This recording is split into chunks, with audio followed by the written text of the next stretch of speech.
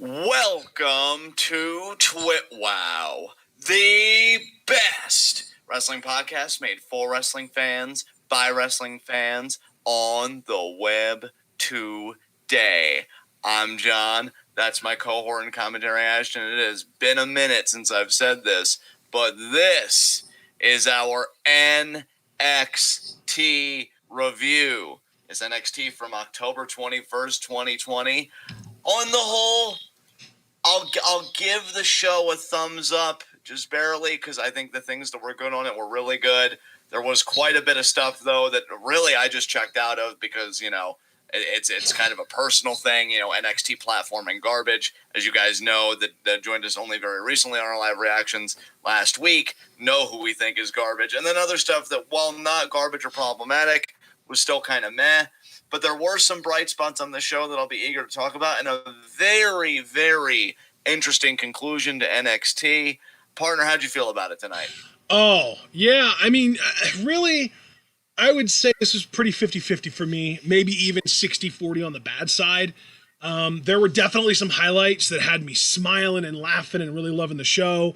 And there were also some points of the show that I was rolling my eyes and being thankful that we weren't live reacting to it. So, do we want to talk about those particular moments first in our first segment? Let's just get right there, because you already know my policy about them platforming problematic people. I'd rather not give them the airtime. But yeah, just, you know how we do it. Heat of the night.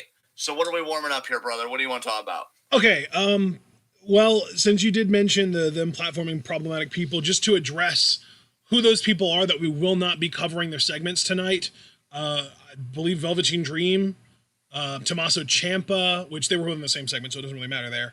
And are we skipping Austin Theory too? I thought so, even on grounds that it was just boring, honestly. I didn't care. All right. All that being said, then, I guess I don't really have all that much problem with this show. Dane and Maverick are still annoying, but tonight was like a little bit of an interesting development in their story. And I hate that Raquel Gonzalez is being pushed as hard as she is. But other than that, this was good. Yeah. I pretty much agree. I'm not as perturbed about Raquel. I actually made a note during the six-man tag, which we'll get to a bit later, that I think the cruiserweights and the women are making NXT right now. Honestly, I found Zaya's development a bit rougher, because I do like that she has a definitive story that has intrigue. But that match with Casey was... I'm just starting to think that she may not get this, man, and she may have, hit her ceiling. I don't know. I never like to give up on an act, as you know, especially one that's still in NXT. But this is a radically different NXT from our first review. And, it was a bit rough for me. So I actually have more of a problem with Zyali, but we'll see where that goes.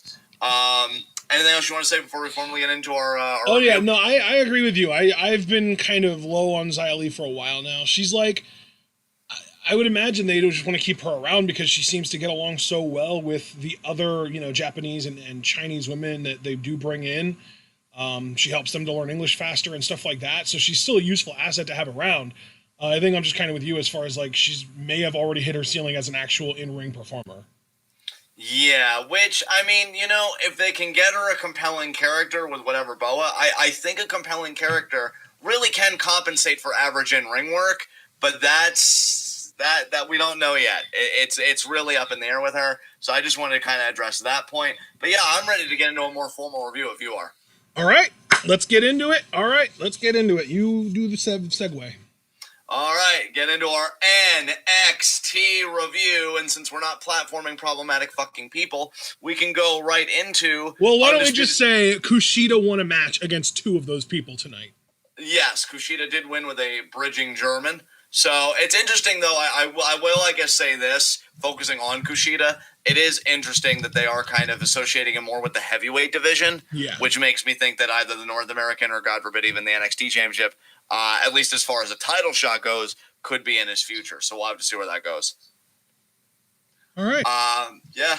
Next up, we had an Undisputed Era promo with Adam Cole, not in the vicinity, not in the venue. He's on a screen talking, and they basically just talk about how they want to have a second round of the Golden Prophecy. They want to win all the gold again. Yeah, it was a very succinct promo.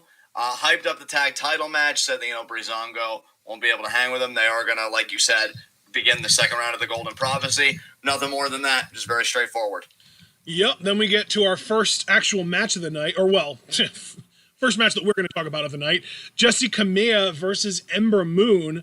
And I got to tell you, man, this was a fun match. I'm enjoying seeing Jessie more on TV. The only way to improve is to get more experience. And Ember looks amazing, and she won with what basically looks to me almost like a red ink submission hold. It was like a cross-legged chin lock. I'm just going to read from my notes here. I said, I love, not just Julia, but this Ember Moon. I said she's using more submissions. She seems more aggressive and definitely more confident, maybe even borderline arrogant. She's exhibiting more of a strong style aura to me, which I'm absolutely living for right now. And her using the red ink sent me, like in the best way. I'm like, oh, holy shit, because it looked good too. Like it wasn't sloppy. It looked clean. It looked crisp. And you know what? I like that because don't get me wrong. I adore the Eclipse. I think it's one of my favorite finishes. And she showed in that tag match, I think just last week or 2 weeks ago, that it's still as pristine as ever. But I like that she can beat people in other ways because you know what that does? That heightens the value to me of the Eclipse long term. I think we should only really be seeing that, in my personal opinion, at takeovers. And I think also, again, it gets Ember out of that problem that I think we kind of feared she would have in her first run, where she would just be the pop-type performer like Petey Williams with the Canadian Destroyer. Right. Now that she has other finishes and she feels more complete as a performer, I mean, I'm sorry she got injured and all that. I wish that never would have happened. But if that was kind of a catalyst for this maturation of Ember Moon, I almost have to affirm it in a way. This might be the best Ember Moon we've ever seen. I am psyched. I am really excited about her. And I did also want to mention, because I put this in my notes, Jessie looked great too. I didn't want to completely shaft her because I was so enamored with Ember. Particularly her springboard elbow that she got at one point in this match looked really good. So I think if you just give... Jessie is one of the tallest girls they have, so for somebody that size to be able to do anything off the ropes like that is impressive. Oh, completely agree with you. Absolutely. I think if they give her more time, if they ever work with more people, she could really become an asset to the women's division. But, man, I mean, my focus in my notes, I was just enamored with everything Ember was doing. Even early in the match, she did like an off-the-ropes kind of stomp that just looked vicious. And I'm like, oh, my God. Yeah. Ember Moon and almost like, again, this strong style aura, dude. I'm living for it. Yep. I'm living for it, man. So okay, good. Though, as great as it is in NXT, her style right now makes me just want to see her more in like Joshi promotions, like in Stardom and maybe even like Marvelous and Sendai Girls and stuff like that. Dude, yes. Like I'm so glad you said that because I think about this Ember that clearly we're both vibing with very, very hard right now. I'd love to see her versus Utami, man. Like, oh my God, dude, and that's the thing too is we don't have to get her to go to a Joshi promotion to be able to fight women who work Joshi style. Io is literally the world champion in NXT right now, and I'm guessing we're gonna get Io versus Ember at War Games in November. Dude, I am they're so blowing the Io Candice rematch on Halloween Havoc next week. I don't expect Candice to win that. No, I don't either. And we'll talk a little bit about that later. But yeah, I am so there for War Games. Ember versus Io. Let's fucking do it. You know, it's right there. The interest is there. No need to draw it out. Because in a way, I guess you could already say it's been drawn out with all the time that Ember wasn't in NXT and all the time that she was recovering at home. Let's just get to it. I'm really excited for this. So yeah, what came after? Actually, no, we can't depart from this just yet because I remember there was a post match. Yeah, Dakota Kai grabbed Ember Moon and pulled her out of the ring and laid her out, and then basically said, "Hey, if you think you're gonna use me to try and advance your career, you better think again." Yeah. Dakota's really been growing on me. It's a shame her booking hasn't really reflected, her maturation, as a performer, because I feel like she's really tight in the in-ring stuff. Love her look, love everything. Again, the booking just still isn't completely there. But either way, though, it should be a great matchup. I'm really excited for that. I think it's the perfect opponent for Ember to really show the full breadth of her offense and her evolution. So yeah. I'm excited. Yeah, because, Dakota is basically Ishii for the NXT Women's Division. She's never going to be the world champion. They might occasionally put some effort into making her look like a legit contender for it, but it's one of those matches where going into it, you just know ahead of time that she's not going to win it. She's a gatekeeper to the main event. She's the last person somebody has to beat before they get to the world title. This has been consistent for 2 or 3 years for her at this point. Right, absolutely. So, that being said, though, it's a good sign because it means that Ember is that close to the world title, right? So I'm wondering if, because it seems like the last time we saw Toni Storm, wasn't she facing like Aaliyah or someone really low on the card? Yeah, she beat Aaliyah pretty quickly in a match. So it seems like they're going to give Toni more of a slow build, and Ember is the one getting the hot shot, which I am just ecstatic about because it means that we're much less likely to end up missing out on a potential Ember versus Io match that we need to get. But we've already seen Toni versus Io a couple times, so we don't necessarily need to get that like the way we need to get Ember versus Io. Precisely. I full copy paste with what you just said. All right, next up, Bobby Fish got attacked. He didn't see who it was, and I think we know who it was now in hindsight. Yeah, it's so funny because, again, hindsight, but my notes at the time said I'm actually happy that Bobby got taken out for 2 reasons. Actually, it could have been 3 given what you told me about Bobby Fish recently. But one being I've always preferred the team of O'Reilly and Strong, as you know, and I said I think this team will put over Breezango big time. God, to be that wrong in hindsight, am I right? And then 2, the story isn't going to go to waste. While Ridge's injury sucks, I'm curious we'll see such a significant opportunity. Well, we know who did, and I'm quite happy about it, but we will get to that later. All right. Next up, we had the Bronson Reed match, which he won, and then his opponent insisted that he was the future of NXT and WWE and demanded a rematch, and said that he wasn't going anywhere until he won. And then Reed came back, the bell rang, immediately hit a pop-up Samoan drop, and Reed wins again. So Bronson Reed dominating. Then we get to an interview, Sarah Schreiber interviewing Zyali and Casey Catanzaro. Zaya is still pretty respectful at this point. She's really emphasizing how important this match is for her, and she thanks Casey. And then she basically, but when Casey leaves, she literally says, "This is the biggest match of my career. I have to win." Yeah, I noted that Zaya has put a lot of pressure on herself. Again, from a character standpoint and just a production standpoint, I am interested in the storyline. Plus, I don't want to write off Boa either because, you know, he hasn't upset me or, I'm not, over him. I'm curious what his role is in all this. And, yeah, she put a lot of pressure on herself to win, which I found interesting. So. Yeah. So, next up, we had back to Bronson Reed's opponent from earlier in the night. Literally said, "That's it, I'm done, I quit." And good riddance, as far as I'm concerned. Dude, I practically put the same thing in my notes. I just said, the person Bronson Reed beat has apparently quit. Good. So, that's the extent of that. Next up, we got the match that I know you probably enjoyed most tonight. Legado del Fantasma versus Isaiah Swerve Scott, Ashante the Adonis, and Jake Atlas. Dude, I adored this.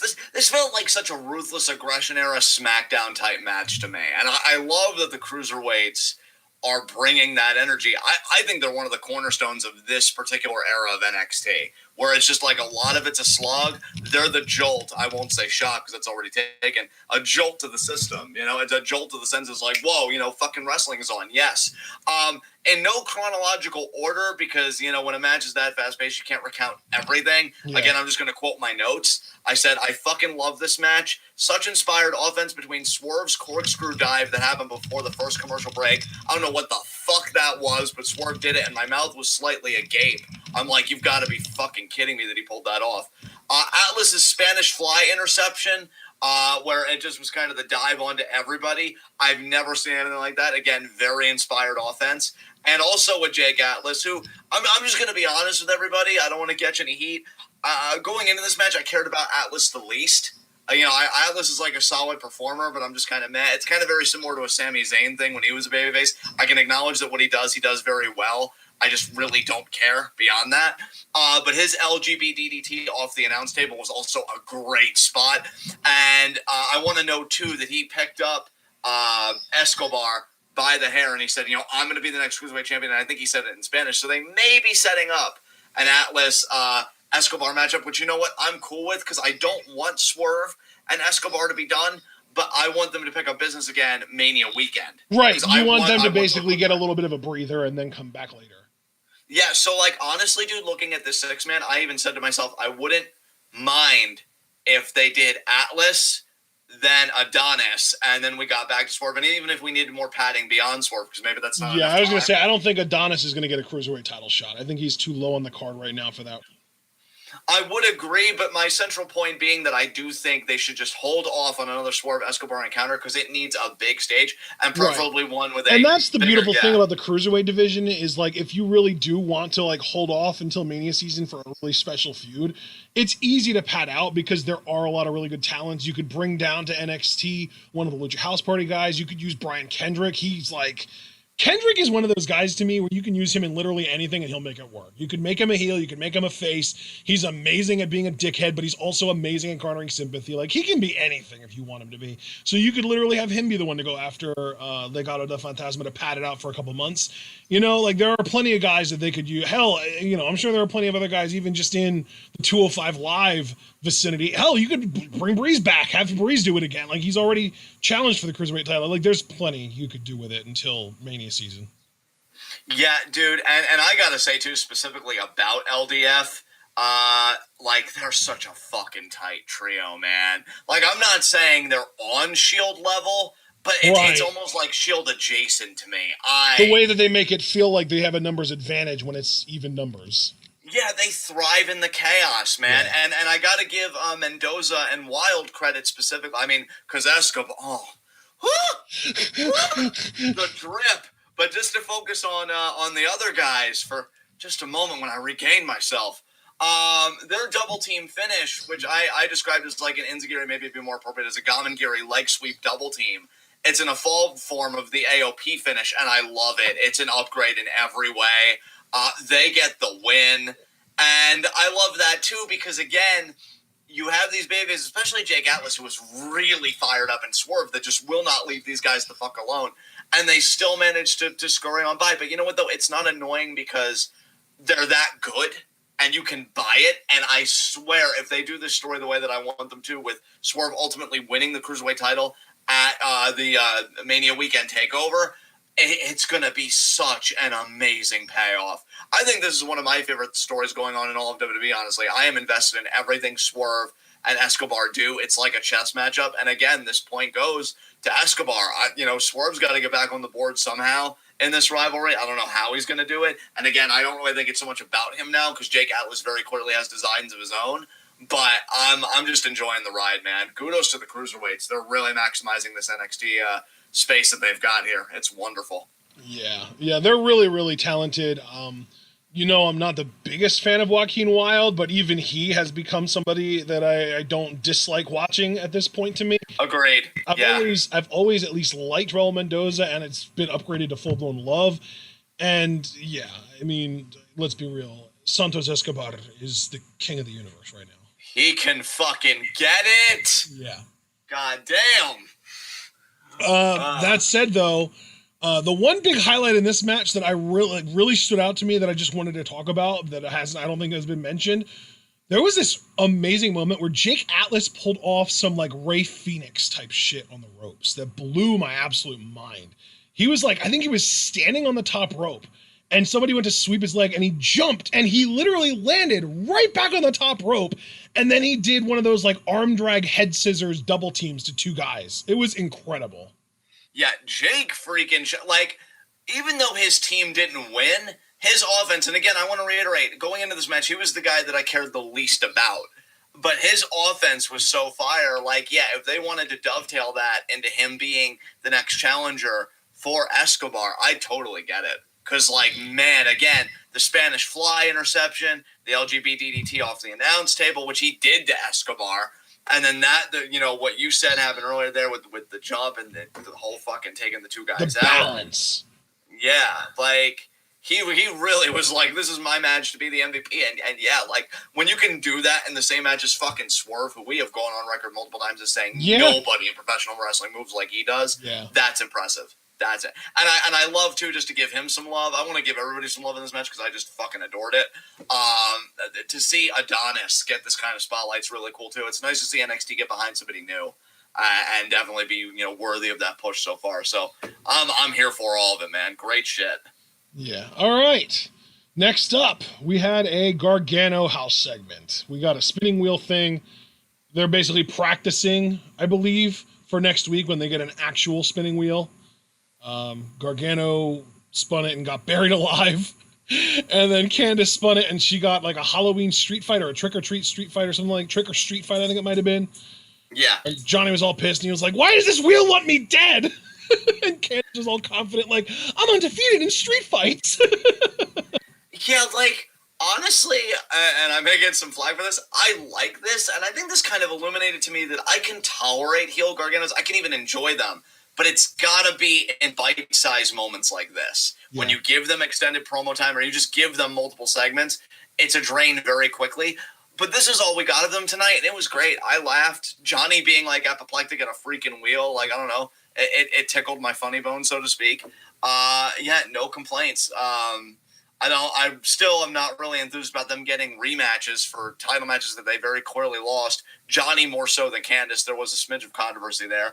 And next week, I feel like it's a waste. I would have much preferred my original inclination for the North American Championship that it be a fatal four-way. Grimes, Loomis, Priest, and Gargano, if you had to get Gargano in there.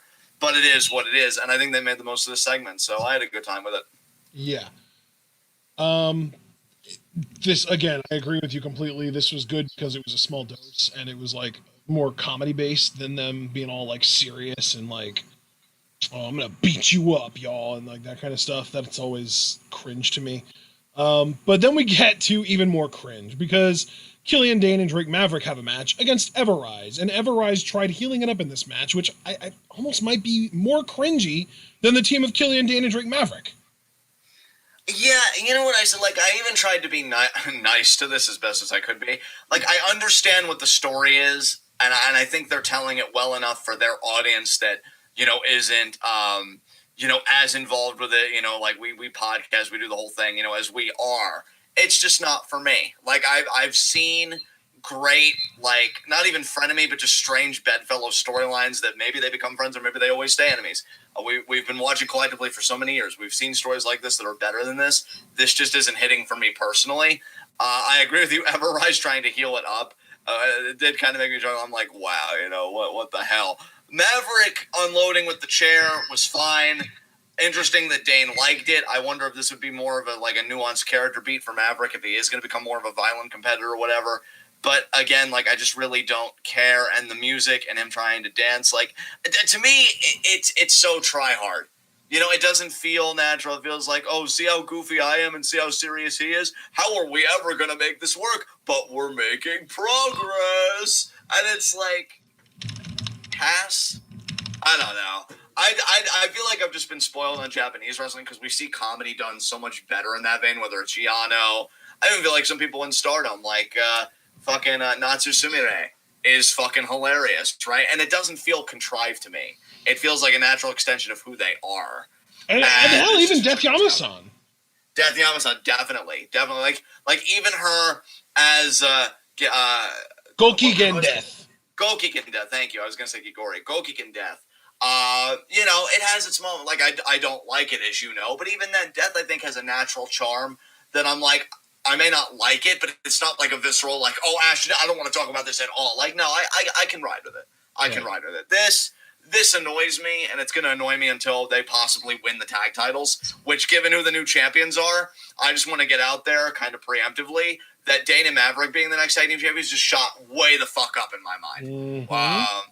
So we'll see where that goes, but yeah, it's not for me. Yeah, I pretty much agree with everything you just said, man. It's, again, you know what? I really want to just say a lot of things that you already said, so I'm just going to avoid repeating you and just say I agree. To me, the best recent example of the sort of strange bedfellows team is the Unlikely Trio from Lucha Underground in the first season. It was Ivelisse, Son of Havoc, and Angelico, and they were all at each other's throats before that tournament, and then they all came together, and they didn't even like each other when they won the titles, but they all were so self-interested that they all still wanted to be champions, so they all still fought as hard as they could, and they all still managed to win the titles together. Like, to me, that's how it's done. This is... It's really stupid the way that they got into it, but I think that they're handling it better than I expected them to. Let me just put it that way.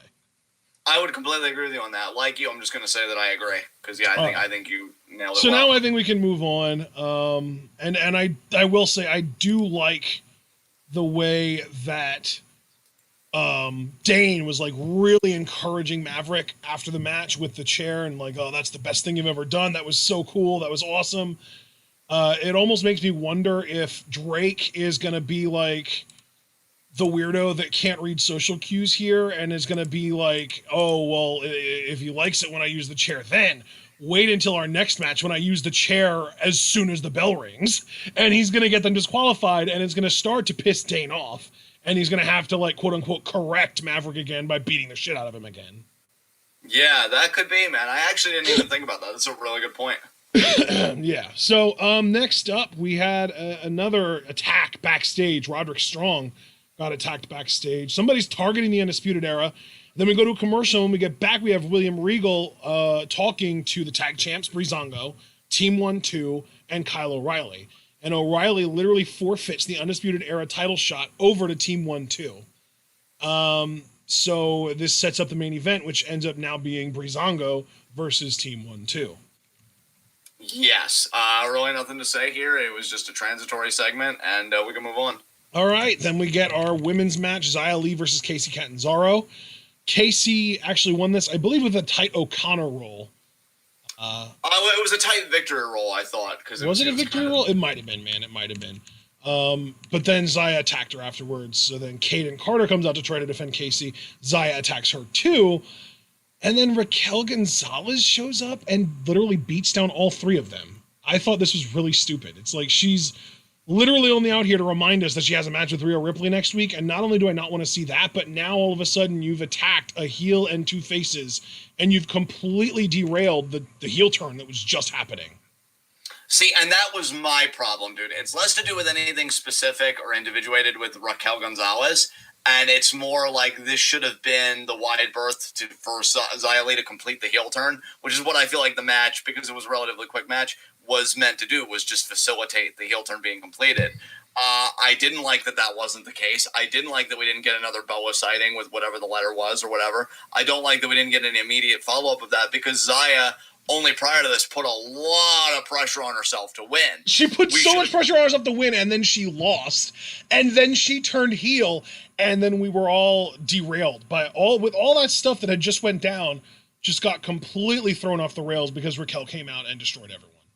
Yeah, I agree with you completely. Again, my problem it's like in the latest Mulan movie where they're cutting so much that they want you to forget about the stupid shit that just happened. Yeah, exactly.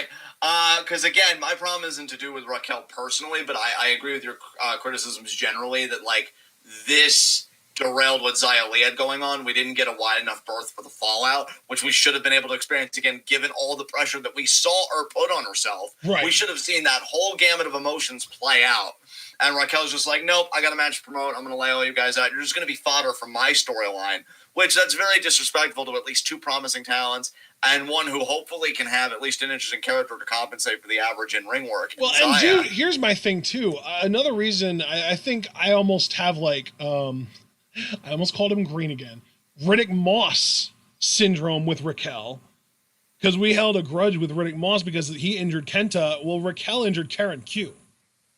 Yeah, that's right. Dude, we still have not seen Karen Q. It has been over a year at this point that she has been out because Raquel fucking destroyed her leg.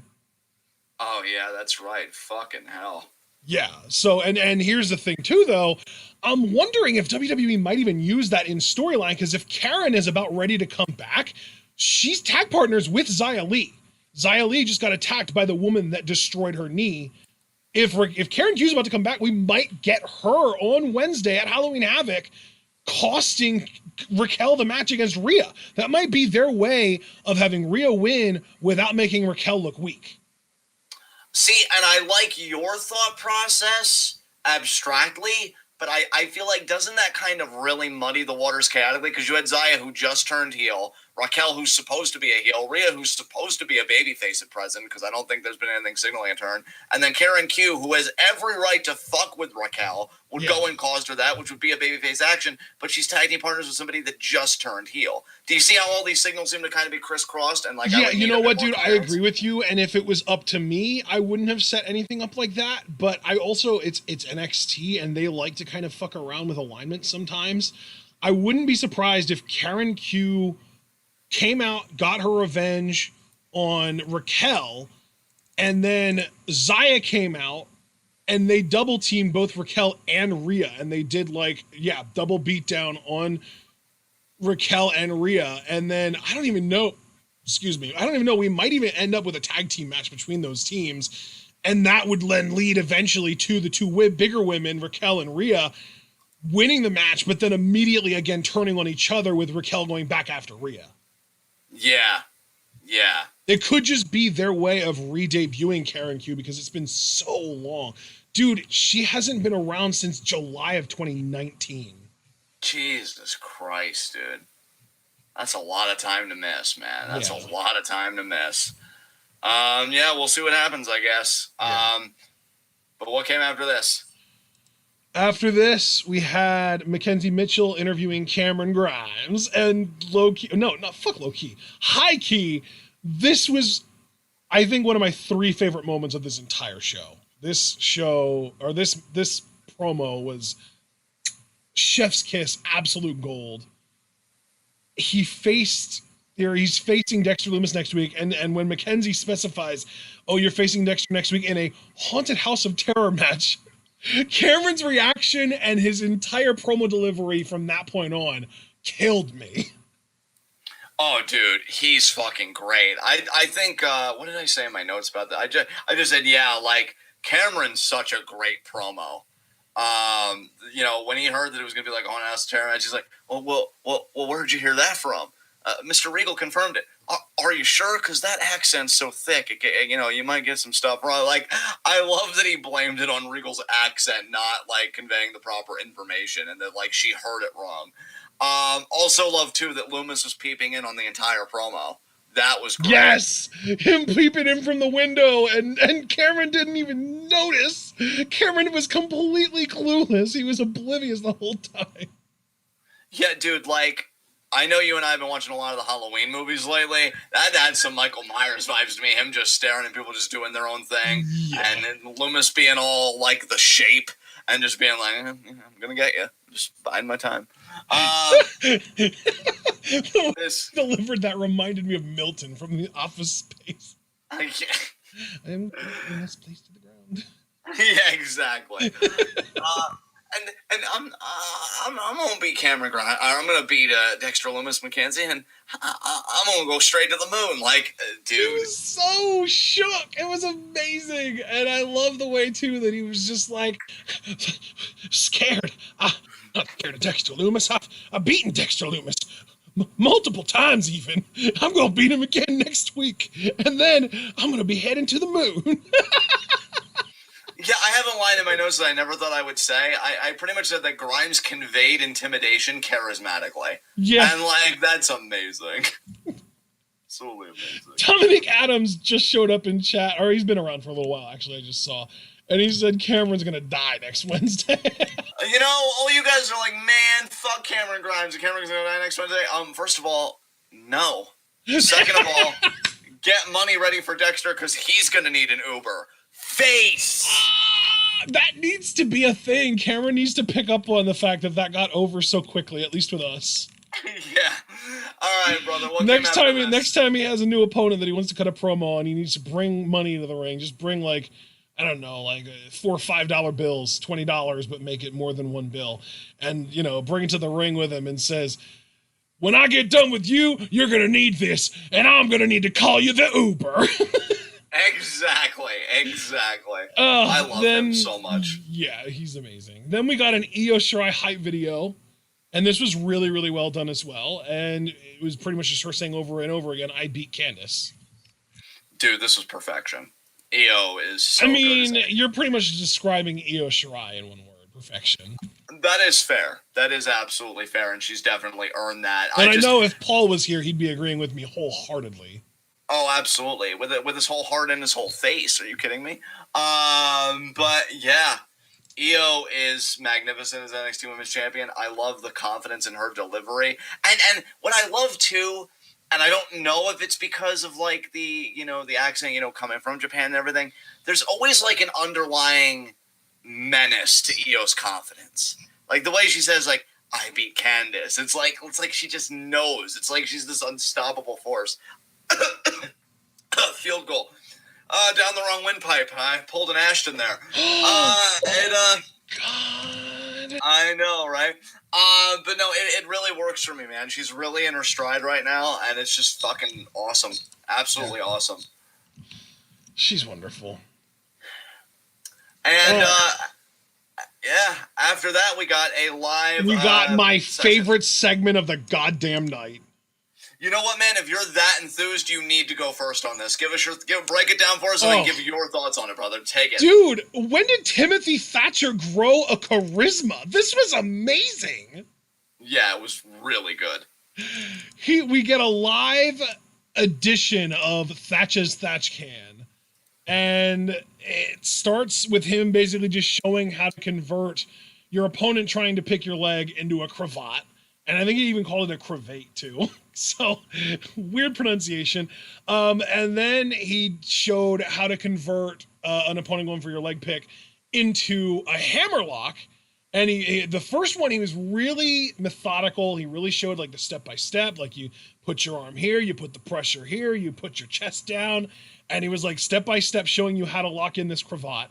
But then with the hammerlock, and by the way, before he even started getting physical, he asked his opponent or his student opponent, whatever you want to call him, what his name was, and the dude said Anthony, and he was like, "All right, Andrew, I want you to try and pick my leg." And then later on in the segment, he said, "All right, Alex, come on, try and do this." So he kept getting his name wrong, very Jericho-esque, but he was doing it in such a subtle way that at one point the crowd was chanting Andrew like that was his actual name. This absolute legend. I genuinely don't think that the crowd heard the guy say Anthony, and they just assumed that when Thatcher called him Andrew that was his name. So, but yeah. So then he did the hammerlock thing, and then the second time when he had told the guy to go try and pick his leg, he went right into the hammerlock really quick, like snapped it in. And he like had it locked in, and he put a little bit of pressure, and the guy's tapping out. And then he's just like, and you see he's already tapping, and he wasn't letting go this whole time. The guy's tapping this whole time. And then he's just like, you see he's not letting, or you see he's in pain already. He's tapping out already. But look at all this room that you have to work with. And he started cranking on it even further. The guy's losing his mind. He's tapping out. Go, God, no! And he finally lets go. And when the guy gets up, when Anthony gets up, he gives, I almost said Loomis, he gives Thatcher this like death stare. He's like, "You motherfucker, you're trying to ruin my career." And Loomis, or I did it again. Thatcher is just like, "Okay, well, clearly, kid, you can't pick my leg. So go ahead and try." And then the dude goes and he does pick his leg. And he goes and he locks him in a cravat the way that Thatcher showed him how to earlier. And he does a really good job of it. He locks it in tight. And Thatcher has to get over to the corner of the ring in order to escape it. And he backs the dude off and he gives him this like little talk like, "Oh, you think you're a big man now?" And then he calls the ref into the ring and he goes, "You might want to..." And he forearms the shit out of the guy. And then as the guy's on the ground, he looks at the ref and he goes, "You might want to ring the bell." And he does. And he beats him in 30 seconds and he just destroys him with a half crab. Thatcher absolutely won me today. If I didn't love him already, he won me big time today. This was an amazing segment. Okay, since you recapped that perfectly, I'm not going to retread all that. I do just have two comments of my own to add. Yeah. One, the forearms looked sick. Yeah. Like, I didn't think we'd get any sicker forearms than Suzuki in the G1, and I still think he wears the crown. But man, did Thatcher come for it with fucking gusto. Those forearms look nasty. Mm-hmm. And two, maybe this is just because where my mind goes. I actually have in my notes here, because we've seen this before. This isn't the first time we've seen this. I said Thatcher uses these lessons, and I put it in quotes, as a means of taking advantage of his students and, hurt them, because he very clearly gets off on the pain, which NXT doesn't have to spell out explicitly. In fact, it's better that they don't. And I even said, one could argue this is kind of a meta commentary on wrestling culture. Yeah. Because we've heard about shitty coaches in the past, like Bill DeMott and all of them. Yep. And, like... And apparently Jimmy Havoc. And, honestly... Because, see, here's the thing. And I guess maybe I do have more to say than I thought. But, again, I'm not going to... Because you already captured the segment perfectly. I've always said that I love technical wrestling and catch wrestling more than anything, but the big problem that I think for a long time plagued those wrestlers was that the in-ring work was so polished that nothing was left for personality. Mm-hmm. But Thatcher almost kind of being like a wrestling Fletcher, almost like, again, this abusive wrestling coach. It's a bit dark given, again, speaking out. I never even thought of it that way, but that's a perfect explanation for him. Yeah, like... it's risky, right? Because, again, this comes in the wake of, and we've known for a long, I think we've always consciously known for a long time, but we know how seedy the wrestling business is. Yeah. We know how dark the underbelly of wrestling culture is, especially with training and development. But for Thatcher to embody that in a character, albeit very toned down, because it's just about abusing the fundamentals because I'm so great and look at this fresh meat for me to just punish, it works. And then I think what's so ingenious about this compared to other guys, because like Zach's a dick and he does it well. Sonata, I've rethought of him as a technical wrestler because of your musings in the G1 and just thinking about his performances. He has like a personality in his in-ring work. But what makes Thatcher work and what makes it so good is it's just a natural extension of what he already is. Like he's this wrestling savant, and the character is just a guy that is a wrestling savant but is so amused by his own bullshit. And it works. Like, and it's almost too perfect, too, in an eerie way that it is a meta commentary on wrestling culture. Because, of course, wrestling culture, in more of a, non-kayfabe way, would produce a Timothy Thatcher. So why is it just a logical leap that would be a character? I totally buy it. I absolutely buy it. Yeah, it's great. It's great. It's fucking great. I love how enthused you were about it. I was honestly taken aback in a good way that this was your favorite segment of the night because I thought you and I would both be raving about the Cruiserweight match. I love that this won you over as hard as it did, man. That's fucking awesome. Yeah, the thing is, like, the Cruiserweight match was fun and it was, like, high, it's fast-paced and all that stuff, but we've seen that so many times before. Like, as great as that was, Lucha Underground did it so many times and so much better. And even, like, 205 Live does that every single week. Like, it's not that exceptional to me. This segment was unlike anything that we've seen in a really long time in pro wrestling, and it was amazing to me. Can I just say, too, just to kind of expound upon what you just said with your enthusiasm, which, again, a 100% cosign, I feel like it was inevitable that we were going to get a live Thatch Can session, and I'm so glad that it soared. Because we were doing the pre-tapes for the longest time, you know what I mean? And I'm like, sooner or later, we're going to do this in front of a crowd. And I'm really glad that the crowd chanting Andrew instead of Ed, like, it was great. It was great. I was dying already, and the crowd just inserted another knife. And whether it was, like, they genuinely thought it was his name because they got confused or what. Because here's the thing. If they got confused, that's great because that tells me that Thatcher is going to be a fucking heat magnet for even more established talents in NXT you want to get over. Because they got this fucking schlub over.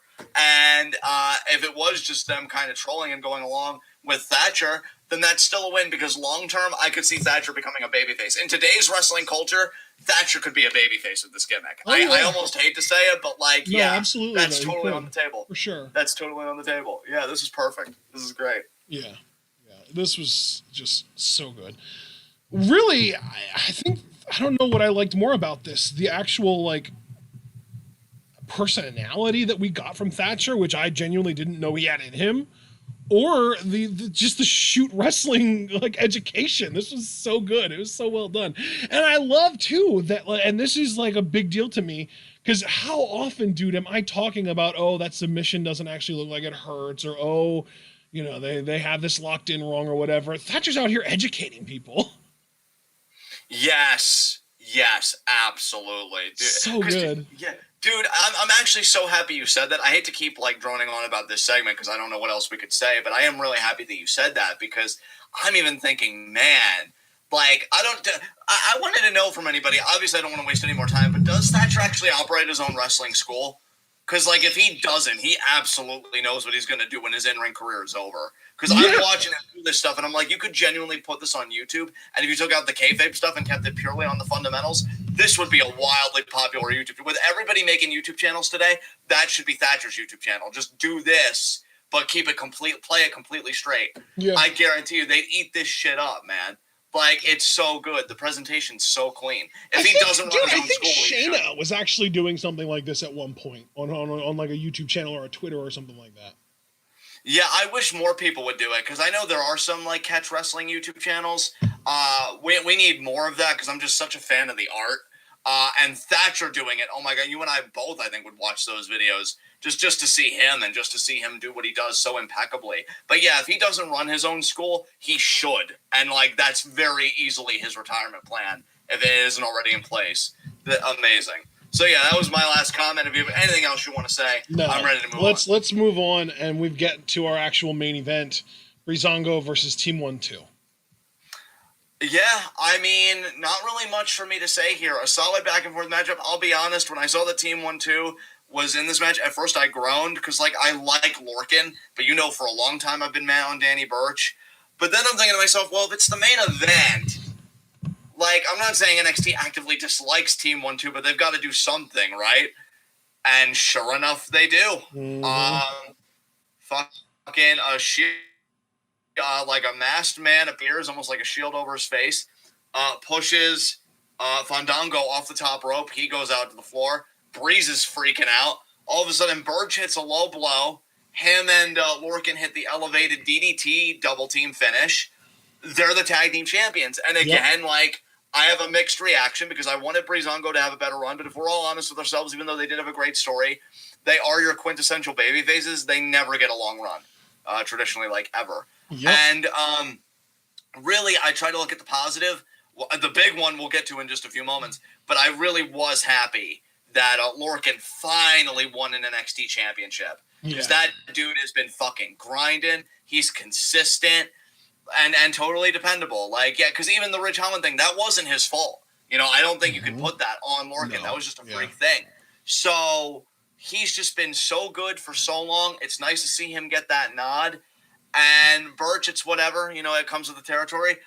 But then the unveiling, and partner, I actually want to take it to you here and hand it over to you. If there's anything you want to say that I haven't yet before the unveiling, you can. If you just want to take it from that point, feel free. But what were your thoughts, man? Yeah, I don't have anything to add as far as the match itself goes, but the actual unveiling, dude, when I saw this person with like the metal mask on over his face, I was like, what the hell is going on here? I was wondering what was going on. And then we got a closer shot of his face with the mask still on, but like a close-up shot when he was like celebrating with Lorcan and Burch after they won. And I saw that he had a little bit of white in his beard, and it was a ginger beard with a little bit of white and gray in there. And I was like, oh my God, is that fucking McAfee?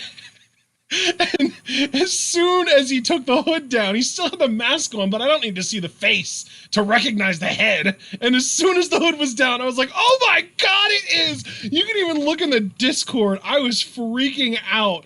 It was 9:58 p.m. tonight, or 9:59. I was like, is that gonna be Pat?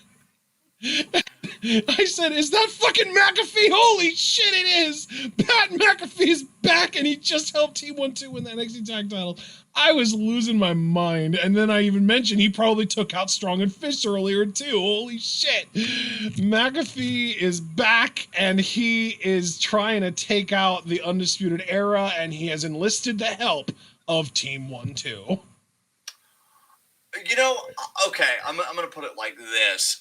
There are times when ignorance really does pay off. Because I'm going to confess something here really embarrassing. I didn't connect that it was McAfee at first. If you want the honest truth, I thought it was one of the Coffee brothers, specifically Joe Coffey from NXT UK. Oh. And I groaned initially because I'm like, fuck.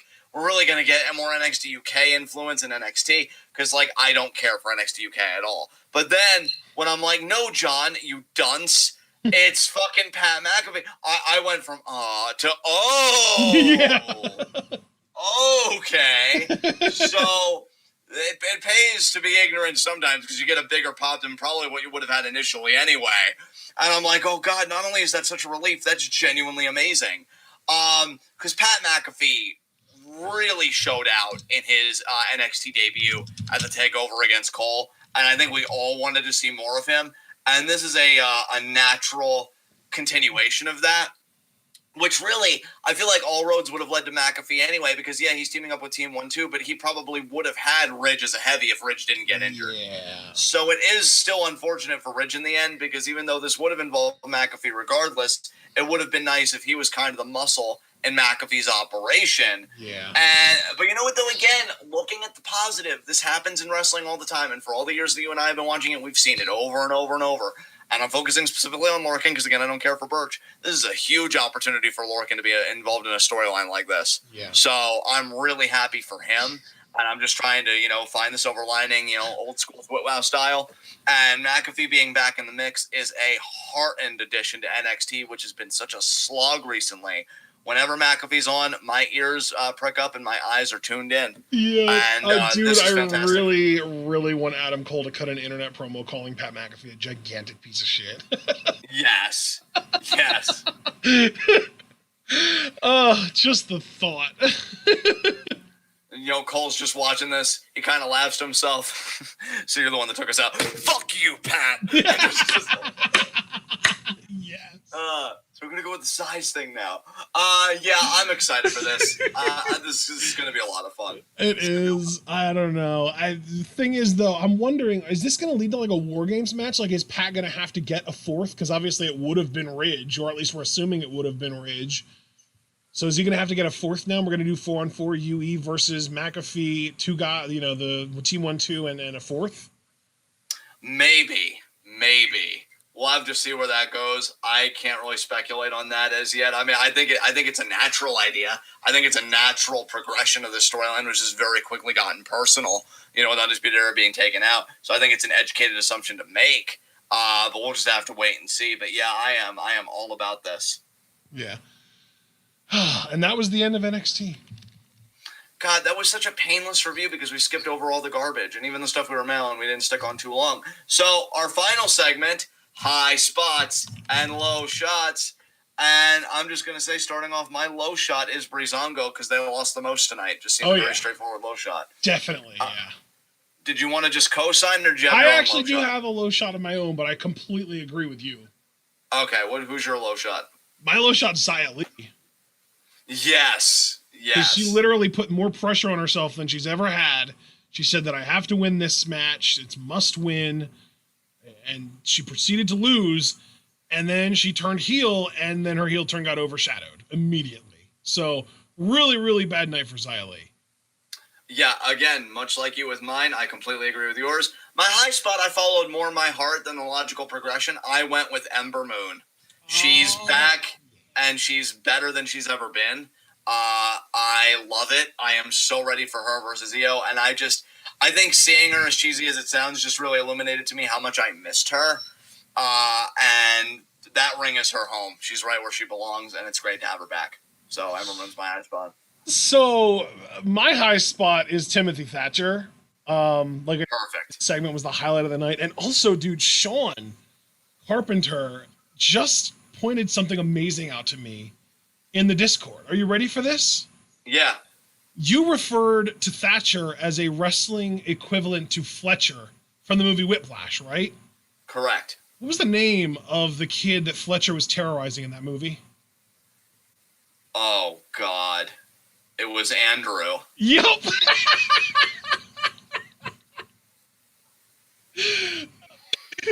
I wonder if it was intentional. I don't know. Anthony named Andrew's tapping out. Were you rushing or were you dragging? It hurts. Make it stop. So you do know the difference. And then he cranks on the Kimura even harder. So you do know the difference. And then he vinegar strokes in the camera door to light. No, but seriously, people, if you haven't seen the movie Whiplash with J.K. Simmons, just watch it. You're missing out if you haven't. The greatest cinematic experience of our fucking time. And given that the cinema may just become Disney on a loop, Get in on it while you can, people. Poor everyone else. Yeah. I love that you made that sound because at first it started with, that was kind of funny. That's kind of horrifying because of how true it is. Nice progression there, bud. Yeah. Yeah, so that's it for NXT, guys. God, I gotta tell you, man, I think it took us a little bit to find our groove, but it's great being back in this. Dude, low-key, I love Alex Foster's comment here. Bronson Reed was the high spot because he won 2 matches. I'm just going to add on to that. He won 2 matches and broke somebody's fucking spirit. And it was definitely somebody who deserved to have their spirit broken. Fuck them. So, I am absolutely giddy with how this all turned out. Not as giddy as I am with my core and commentary's face here, but that's a separate matter. Yeah, you like where this is going. So, with that said, guys, this has been NXT. This has been TWitWoW, the best wrestling podcast made for wrestling fans, by wrestling fans, on the web today. Guys, be sure to like the video. The more likes you leave, the more likely we are to be the top search result for NXT reviews on YouTube. And if I do say myself, if I do kind of show that Ember Moon confidence, nobody does it like TWitWoW does it. So the top, it's kind of the only place where we belong. Not going to lie. So do your part and leave a like. We'd greatly appreciate it. Be sure to subscribe, click the bell icon for notifications so you never again miss any of that TWitWoW goodness. And boy, is it good. And be sure to check out everything we're involved in the description box, specifically our Twitters especially. You can follow us both on there because you get alerts to when we go live with stuff. I always do mass tagging, not to mention, because we have Q&A in 8 days, my pinned tweet to receive Q&A questions is on there. When it comes to Q&A, I will also tie this into a Patreon plug. We actually just did a TWitWoW request today for the Chief, and it was Wrestle Queendom 3. You can get Patreon request breakdowns on the Patreon link. But beyond that, Patreon also offers additional Q&A questions for $1 a month and Discord access for $3 a month. You just heard Ashton refer to the Discord. Sean Carpenter is a member of the Discord. Happy to have him. We'd be happy to have all of you too if you're not a part of it yet. So please do consider that. If you're not in a position to donate, we completely understand. Just know that the option is there. I'm trying to think what else there is to promote most immediately. I think I've done a pretty good job. I will just say most immediately that tomorrow, 6 p.m. Eastern Time, we've got the Stardom October 17th show. More tag league action. Got a really tight-looking 6-woman tag main event going on there. I'm honestly more hyped for the 10-18 show because the main event of that, it's going to be Roja versus Mayu for the World of Stardom Championship. That is going to be fucking amazing. Oh my God, I'm so ready for it. But yeah, 10-17 should be a lot of fun. Again, we're covering that tomorrow at 6. I think that's our only commentary that day. Of course, I'll let Ashton give you guys the full breakdown for the rest of the week. He's far more adept at that than I am because you're closing out, man. If you want me to run through it real quick, I can, but you're closing out. Oh, that is right. I am closing out. See, it's going to take a little bit of getting used to since we're going to be doing this more regularly beyond catch-up commentaries. Yeah. So, let me just hand it over to you very quickly, man. What's our week breakdown looking like? Literally, tomorrow we've got Stardom, like you said. Friday, we're hoping to do another Stardom show at 5, and then we've got Hell in a Cell preview predictions at 10. And then Sunday's Hell in a Cell, and that's pretty much the extent of the next few days. Tuesday and Wednesday, we've got 5 o'clock requests. One is Survivor Series 07, one is Armageddon 07. And then, of course, next Wednesday we'll be right back here live reviewing NXT. Yeah, absolutely. I'm glad you said reviewing because honestly, like Halloween Havoc, I'm hoping it's fun, but I really wasn't in a spirit to live react to that, knowing how the card's kind of fallen out. Yeah, Hope it is a good time. It's like the matches that are even somewhat interesting are just rehashes from the last takeover, so it's like whatever. Yeah, honestly, the most interesting matches because of its novelty and everything is going to be the Haunted House match with Yes, Haunted House of Terror.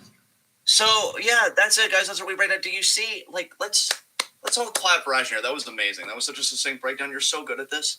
His face is so adept, everyone. I love it. So, yeah, you guys know what we're here for, and I know what you're here for, that TWitWoW goodness. So until we meet again, be good to yourselves and each other. I know it's hard out there, and it's very chaotic, but we're always happy to have you with us. We're happy to provide any comfort we can. We'll see you tomorrow at 6, and until then, guys, tune in. Peace out.